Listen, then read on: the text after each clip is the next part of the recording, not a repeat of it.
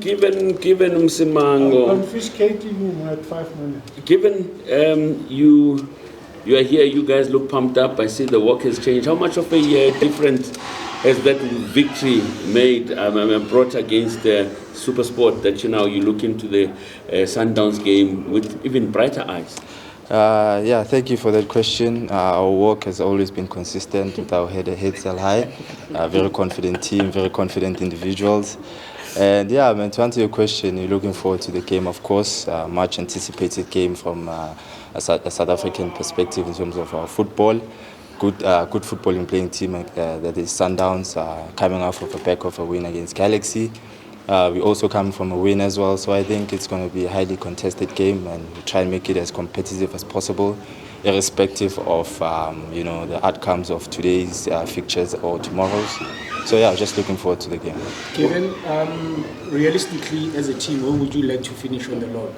Probably you wouldn't want to repeat the script that happened a few seasons ago where Chiefs finished at number 11. So realistically, what has been the talks between yourselves as a team? Where you want to finish?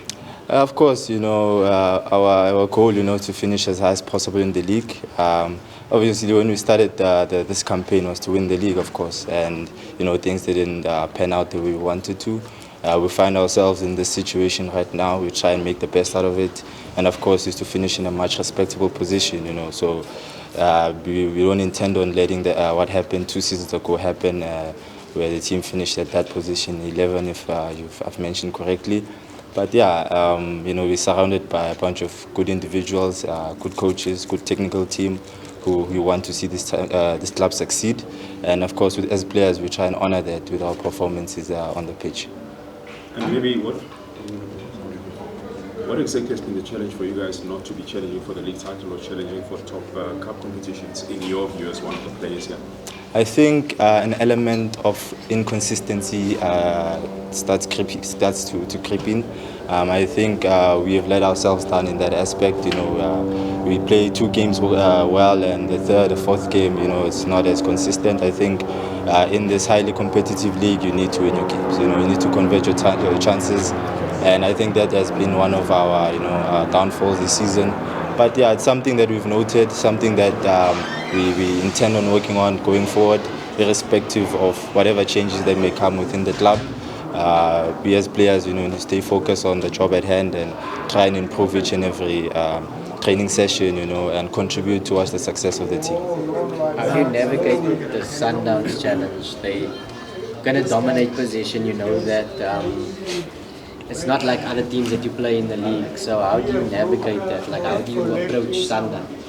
I'm not really sure about dominating possession. I will see tomorrow on Thursday, of course. But nothing changes in terms of how we prepare for a game. We have an analysis team that goes through a lot of hours of video, try and prepare us from an approach perspective on how we can approach the game. We know how Sundowns plays, we prepare for them accordingly.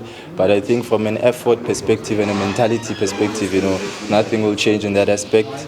We believe, we're a good team. We believe we're a very competitive team, even though, people may start pointing out the fact that we have been losing. We lost 3 games on the trot. To us, that it doesn't matter. It's part of being a professional athlete, a professional player. You go through slumps like that, but it's how you pick yourself up going forward. And I think a game like Sundowns on Thursday is yet another opportunity for us to showcase how good of a team we are. So we're just looking forward to that game and try and make it as competitive as possible. Given you guys come into this game, at the back of a victory, like we said earlier on, and when you look at the Sundowns squad, all of the teams have planned for them, but it's not easy to beat them. No one has beaten them, actually. What is it that, makes them so slippery that even when you've got them, they always have that one chance that they get? I think, Sundowns are very, like I said, I use the word consistent. They're very consistent in their approach. They never change or try and conform their style of play based on their opponent. I think that's been one of their biggest strengths as well.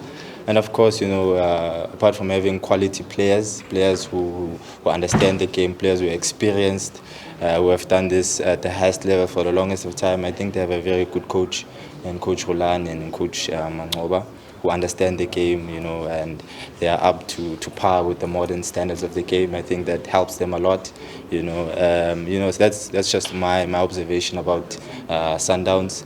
I have a few colleagues there, and you can see from where they were and where they are now, there's a huge improvement, So those things don't just happen. It's consistent coaching, consistent training and practice that elevates a player to that standard. So big ups to them, and yeah, that's my opinion on that. How much have you taken from the Esperance game, looking at how they manipulated the script of the day, them playing their own game, the low block and saying we'll catch them on the counter? How much of that has worked for you mentally, looking at how they were approached by an international team? It shows the dominance of the club.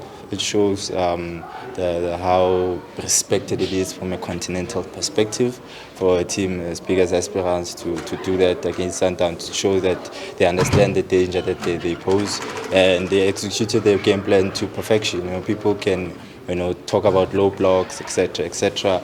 But at the end of the day, your low block, you win the game. That's all that matters, right now. So big ups to them. I watched that game, a very entertaining game from both teams. It was fascinating how they managed to get the goals from that low block position and able to get forward in certain moments of the game. So yeah, I think a few things we can pick up from that game that we can apply in our game against Sundowns on Thursday. Kevin, I think the other interesting dynamic into this match is that for you guys as the defensive group, it will be that the dynamic of Peter Shalini is just now. I'm sure he's in a good space.